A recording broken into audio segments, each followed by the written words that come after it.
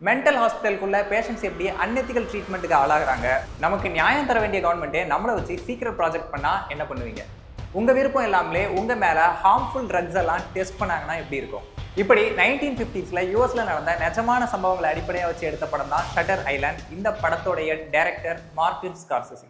Mental ஹாஸ்பிட்டல்லேருந்து தப்பிச்சு போன ஒரு பேஷண்ட்டை பற்றி இன்வெஸ்டிகேட் பண்ண போன ஒரு போலீஸ் ஆஃபீஸர் அவர் தப்பிச்சு வந்தால் போதும் அப்படின்னு நினைக்கிற அளவுக்கு அந்த மென்டல் ஹாஸ்பிட்டலோடைய கண்டிஷன் இருக்குது. அப்படி அந்த மென்டல் ஹாஸ்பிட்டலில் என்னதான் நடந்துச்சு அப்படின்றது தான் ஷட்டர் ஐலாண்ட் படத்தோட கதை.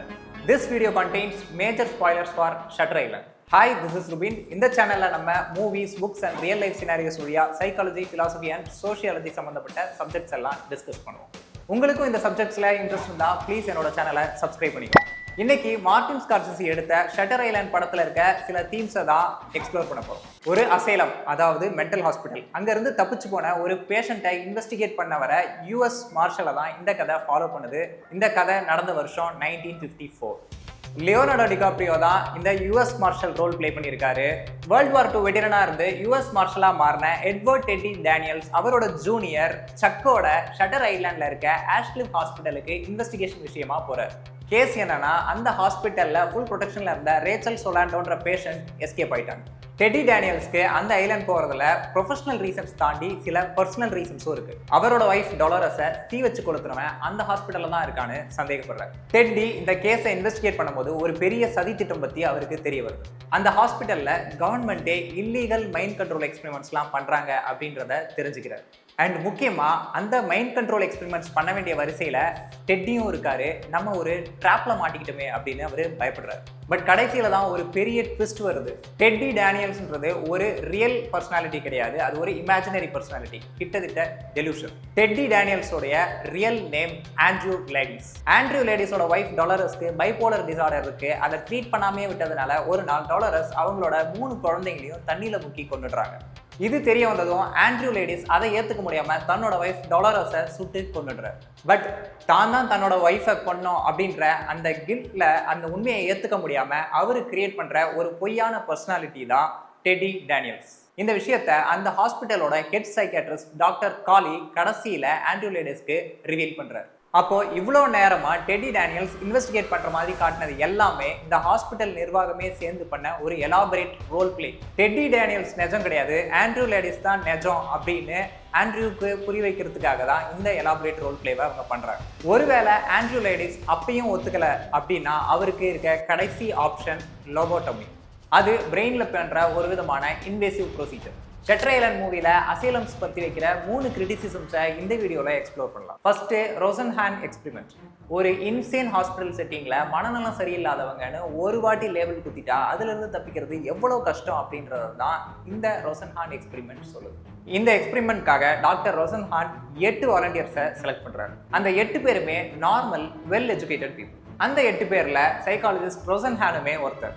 எக்ஸ்பெரிமெண்ட் படி அந்த 8 பேருமே அவங்களுக்கு வித்தியாசமான வாய்ஸஸ் கேட்குது அப்படின்னு பொய்யான சிம்டம்ஸை சொல்லி 8 வேற ஹாஸ்பிட்டல்ஸில் ஜாயின் பண்ணிக்கிட்டாங்க.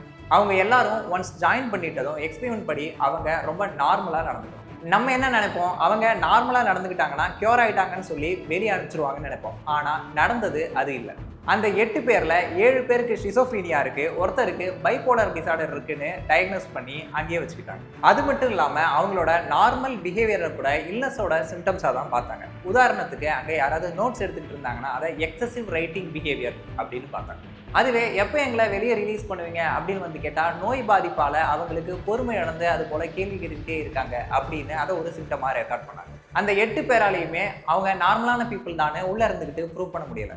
இந்த எக்ஸ்பெரிமெண்ட் படி ஷட்டர் ஐலாண்ட்ல இருந்த ஆஷ்லிஃப் ஹாஸ்பிட்டல்ல எத்தனை சேன் பீப்புள் இருந்தாங்கன்னு நமக்கு தெரியாது. ஒன்ஸ் நம்ம உள்ள போனதும் உனக்கு மனநலம் சரியில்லை அப்படின்னு அவங்க லேபிள் குத்திட்டாங்கன்னா அதுல இருந்து வெளியே வர்றது கஷ்டம். அன்னைக்கு இருந்த மென்டல் ஹெல்த் செட்டப்ல சேன் பீப்புளுக்கும் இன்சைன் பீப்புளுக்கும் டயக்னோஸ் பண்றதுல என்ன மாதிரியான கஷ்டங்கள் இருந்துச்சு அப்படின்றத கிரிட்டிசைஸ் பண்ற விதமாக தான் அந்த படத்துல சில சீன்ஸ் அமைஞ்சிருக்கும். உதாரணத்துக்கு படத்தோட ஸ்டார்டிங்லேயே டெட்டி கிட்ட சைக்காட்ரிஸ்ட் பேசும்போது அவர் ஏதாவது கொஸ்டின் கேட்கறதுக்கு டெட்டி யோசிச்சு ரிசர்வ்டா பதில் சொன்ன ட்ரை பண்ணாருன்னா அதை டிஃபென்ஸ் மெக்கானிசம் அப்படின்ற ஒரு சிம்டமாக தான் பார்ப்பார். செகண்டு, லோபோட்டோமி. லோபோட்டோமினா என்ன?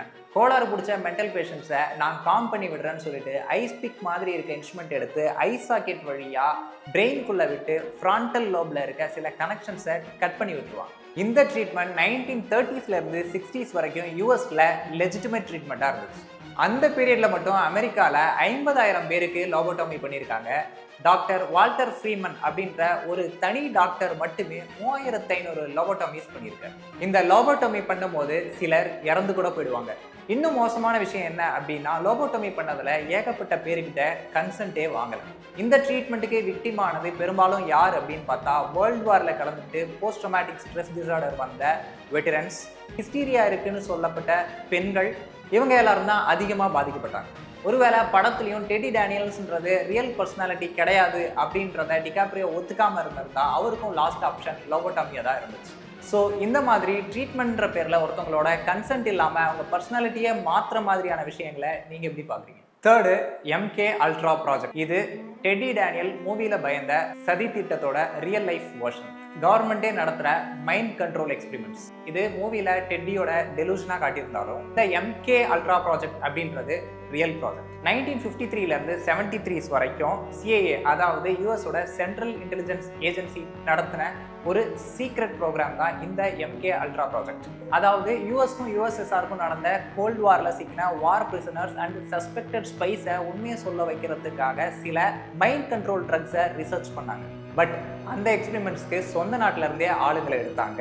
மென்டல் இல்னஸஸ்ல இருந்தவங்களை அவங்க கன்சென்ட் இல்லாமலே அந்த எக்ஸ்பெரிமெண்ட்டுக்கு யூஸ் பண்ணாங்க. இந்த எக்ஸ்பெரிமெண்ட்ல எலக்ட்ரோஷாக் தெரப்பி, சைக்கலாஜிக்கல் டார்ச்சர்ஸ் மாதிரியான எக்ஸ்பெரிமெண்ட்ஸ் எல்லாம் அடங்கும். ஸோ படத்துப்படி ஆண்ட்ரூ லேடிஸ் கிரியேட் பண்ண இந்த இமேஜினரி கேரக்டரான டெட்டி டேனியல்ஸ் இந்த மாதிரியான ப்ராஜெக்ட்ஸ் தான் அந்த ஆஷ்கிளிஃப் ஹாஸ்பிட்டல்ல நடக்குது அப்படின்னு அந்த சதித்திட்டத்துக்கு தான் அவர் பயப்படுறாரு. ஆனா படத்தோட ட்விஸ்ட் படி டெட்டி டேனியல்ஸ் அப்படின்றது ஒரு ஃபேக்கான கேரக்டர், அது ஒரு டெலியூஷன் அப்படின்ற காரணத்தினால அவரோட இந்த மாதிரியான பயங்கள்லாம் பேரனோயா அப்படின்ற ஒரு மென்டல் இல்னஸாக தான் படத்தில் சொல்லப்படுது.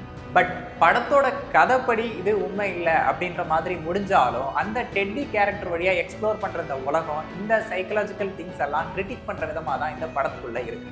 ஸோ ஷட்டர் ஐலண்ட் படத்தோட பிரில்லியன்ஸ் அதில் இருக்க வெறும் த்ரில்லரில் மட்டும் கிடையாது, சைக்கலாஜிக்கல் ஹாரரை அமெரிக்கன் ஹிஸ்ட்ரியோட பிளெண்ட் பண்ணி சொன்ன அந்த ட்ரூத்தில் தான் ஷட்டர் ஐலண்ட் படத்தோட பிரில்லியன்ஸ் இருக்கு. And that's it. இந்த வீடியோ உங்களுக்கு இன்ட்ரெஸ்டிங் அண்ட் யூஸ்ஃபுல்லாக இருந்தால் இந்த மாதிரி இன்னும் நிறைய வீடியோஸ் பார்க்குறதுக்கு ரூபி திங்க் சேனலை சப்ஸ்கிரைப் பண்ணிக்கோங்க. And please like, share, comment and keep supporting.